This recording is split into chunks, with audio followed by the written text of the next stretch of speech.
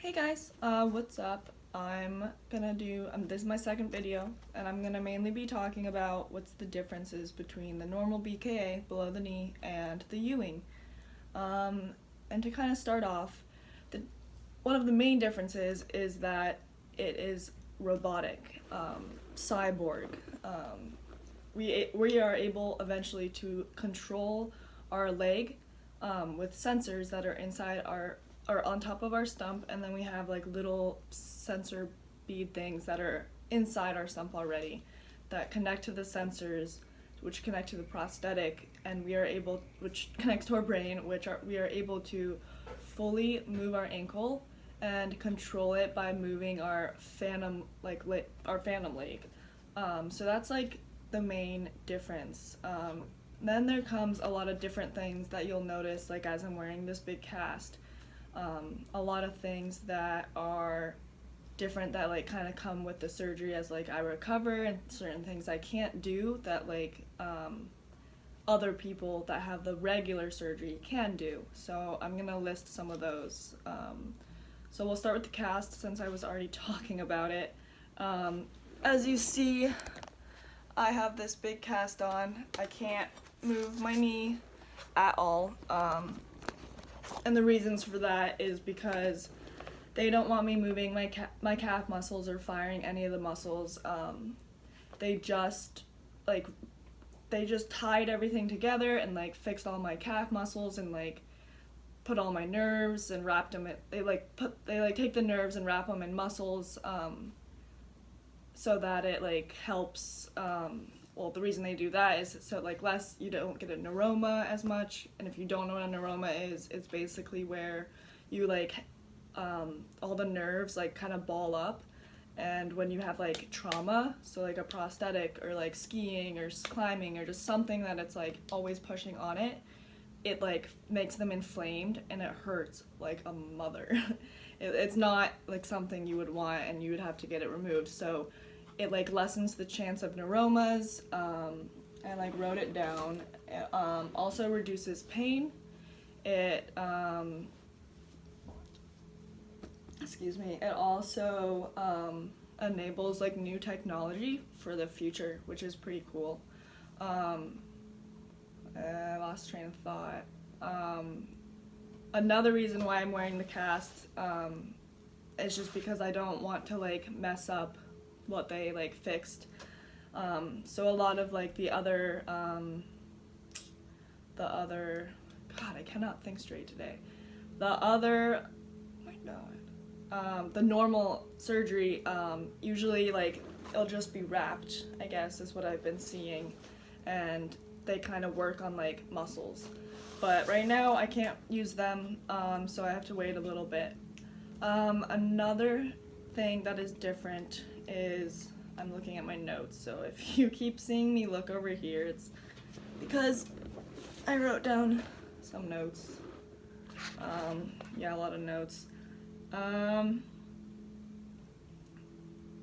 So in about like 6 months, I'll be able to go to MIT and try out the new, their like robotic leg.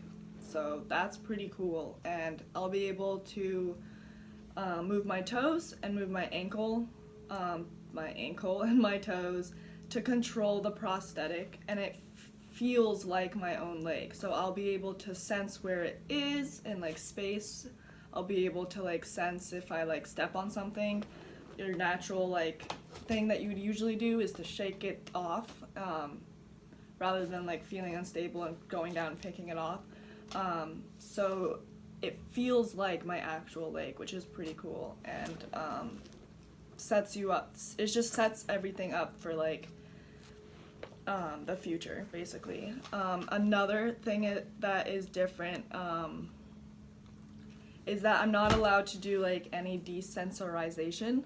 So when I'm getting phantom pain in my stump, or my foot, sorry, I'm not allowed to do mirror therapy. I'm not allowed to do like acupuncture. I'm not allowed to do massage, tapping. I see a lot of people like telling me or like trying to help me out with phantom pain, saying like oh, you should try tapping or you should try mirror therapy, and we're not allowed to do any of that, because we don't want to desensorize like our brains that like our foot is fine. I guess it goes into a lot more, and at the end of the video I'll post a link for more information, since like I'm not a doctor and I don't know everything. But so yeah, so that's another thing that like I can't do, which kind of makes it harder for us because we have like the pains, but we just have to kind of suck it up and take medicine if it's needed, like nerve pain medicine, which is okay, I guess. But our phantom pain also goes, I don't know if I said this already, but our phantom pain also goes away faster than the regular surgery, which is cool, I guess. Have more pain in the beginning and makes it go away faster. I guess that's better. I mean, at least I think it's better. But, and then another thing is that our stump gets like muscular rather than like atrophies. Like, I mean, in the first like, you know, couple months when you're wearing like the shrinker and all of that, just to kind of like get it to like shrink faster, and that whole process,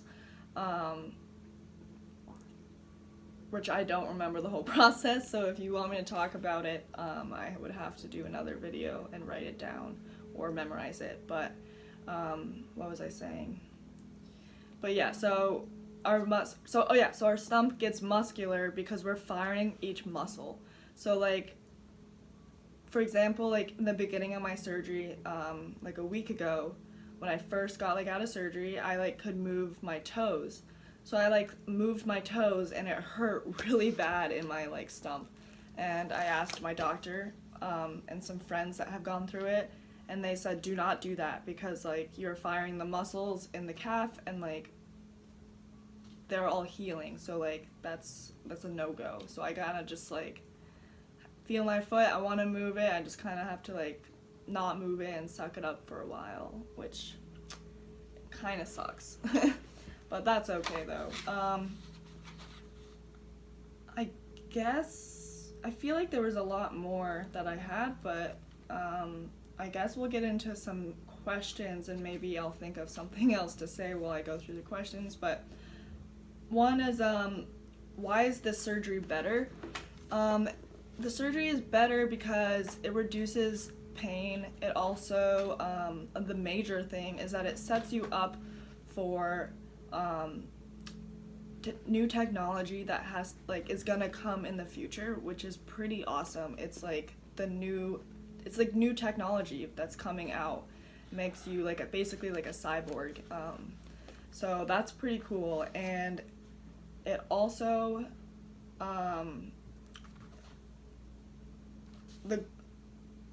also why the surgery is better is because sorry, I'm gonna put this right here. Stay. Whatever. You can sense where your, I already told you this, but it senses where your foot is. It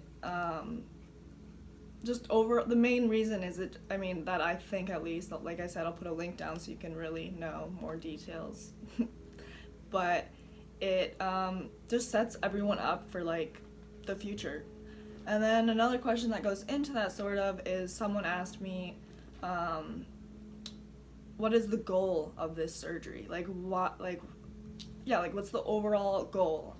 Not my goal, but like the goal of like the surgery. The goal is so they just got more money to do they were gonna do 20 people for the trial, but they just got more money to do 40 people. So I'm 19, so they got a little bit more people to go through the trial. And the goal is that eventually like every doctor everywhere does this surgery for everyone. So it's not just like a special surgery that like some people can get. Right now, I think with the trial there's like one or two, maybe more people that have above the knee that they're also working on. I think that they're also trying to work on people with arms, which is pretty cool, or with no arms, you get the point. But yeah, so the goal is like to spread the word, to like just like get other doctors involved. For example, at my surgery, I had the DoD, Department of Defense, come and watch my surgery so that they could know how to do it and help like the military and all that stuff that's involved with that, which is I thought was pretty cool. I wish I could have saw them after my surgery, but they left pretty quick. So yeah, so the goal of the surgery is just to like finish the trial and eventually every doctor to do the surgery, because then everyone can be cyborgs and it would just be awesome and help everyone out in the long run. Another question I had was, what makes you a candidate for the surgery? And the candidate, what makes like some of the things or the things that help you be a candidate is to be, sorry, I have like a rash from this cast that is rubbing on my skin, so I'm itching it. But some of the things that, God, just like having brain farts today. Oh, that make you a candidate. Is that you have to be healthy, like you can't have diabetes for the trial. You overall just have to be like healthy and young, and it doesn't need to be, I think the oldest person is like 40 something, I could be wrong, but yeah, so overall just like super healthy. They take a lot of lab tests, obviously, like check your blood and all these different things that they test for. And they also, right, I had to do I had to like go see a therapist, and they had to like test to see if all my calf muscles were like firing still, because if they're not like like it could be super weak, like mine were super weak, but if they're all firing, then like you're able to be a candidate for the surgery. And that's like the biggest thing, because you need the calf muscles to be firing, because that's how the surgery kind of like works. So I'm not sure if like you were in an accident and it like, I mean, I guess if you were in an accident and it like ruined all your calf muscles down here, they would probably just do an above the knee and do the Ewing up here. But you need the muscles that they are like putting back together to like be firing, because like when you get the prosthetic, you move your like foot and ankle, and like when you move certain things, even your toes, it fires certain muscles obviously in your calf. So yeah, that's that. What's another question I got? Can you video your PT, and how many hours a day do you do PT or OT? So yes, I can videotape them. I leave this rehab center, hospital, whatever, tomorrow. So when I go to the gym, or if I'm like doing it in my bedroom or whatever, I can have someone film it. I could definitely do that for you guys. And how many hours a day? 3 hours a day. I mean, it's not like straight 3 hours, because that's like intense, but it's like split up over the day. Usually like in the morning, the afternoon, and then kind of like again like right after. But it's not like a tough workout, so it's like, you know, it's doable to do 3 hours. What's another question? A simple one, why don't you use crutches, or why don't I see you using them? Because I just had surgery and walking on my crutches, you know, all the blood rushes to my stump, and it's really uncomfortable, and I like my chair. I'm pretty speedy, and I can get around a lot better. But I'll definitely be using my crutches, so you'll see me using my crutches. I don't not use them. What is another question? I think that, oh, a side note that I just wanted to kind of talk about.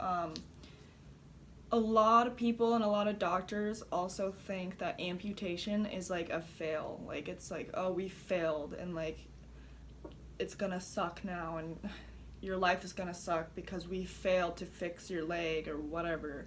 And it's like, it's not a failure. Like, I'll be able to do everything that even with a normal below the knee amputation, like, you can do anything afterward, and just like, yeah, it's not a failure, and people look at it as it is, and it's absolutely not. And it's really frustrating when doctors look at it as a failure, because you have to, like, at least for me, because I did an elective amputation, I chose this,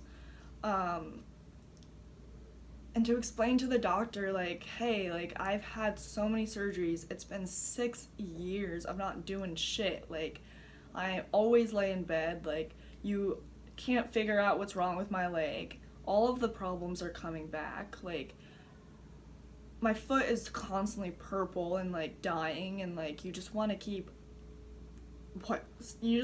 like going and going and doing surgeries, and it's just like, stop. And there's a time where, like, I just wish doctors would understand, like, dude, I'm 22, I'm young, like, I just want to get on with my life. That's literally it, and I know I'll be able to, because I've seen, like, so many people that are amputees, and they're just doing absolutely everything. Do you want to see a therapy dog then? Not right. I'm almost done with my video, Okay. and then, yeah. That's no problem. Alright, thank you. I'm about to see a therapy dog. Anyways, God, whenever I get interrupted, I just lose my train of thought. It's so annoying. But yeah, so amputation, I just wanted to say, like, if you're out there and you're, like, struggling and you've had multiple surgeries and it's just, you know, you can't do anything, you're in chronic pain, it just, like, sucks.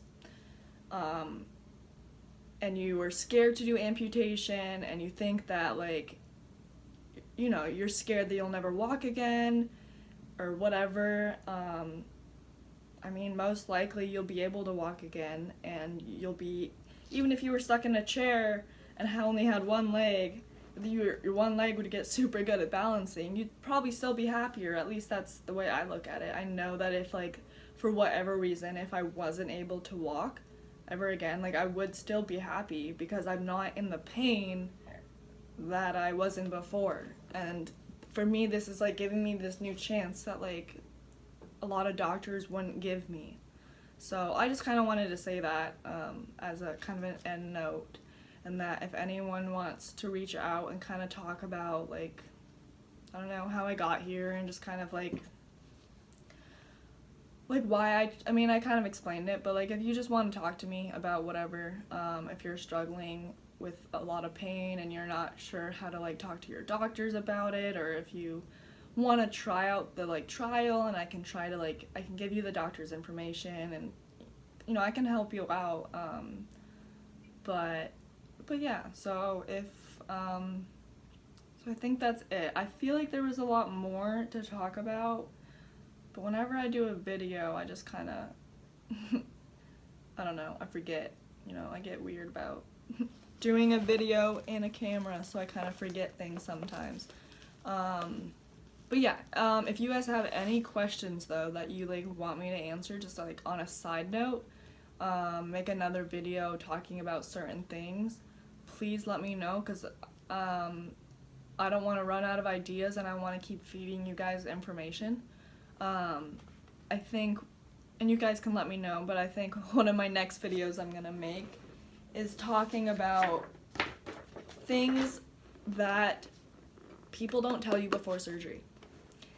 Like, I'm not gonna talk about it now, which I kind of want to, but I'm gonna save it for another video. But, like, just things that people don't tell, like, you look up on the internet, for example, and you look up what happened, what are things that change when you have an amputation, or what are things, like, what should I expect, or, you know, stuff like that. So my next video, I'm gonna mainly be talking about stuff that I just would like to inform you guys about before you go in for a major surgery. But yeah, so I'm gonna talk about that another time, but if you have any questions or anything, just do your thing, or chat me, or Instagram me, or whatever. But thanks for listening. Alright, bye.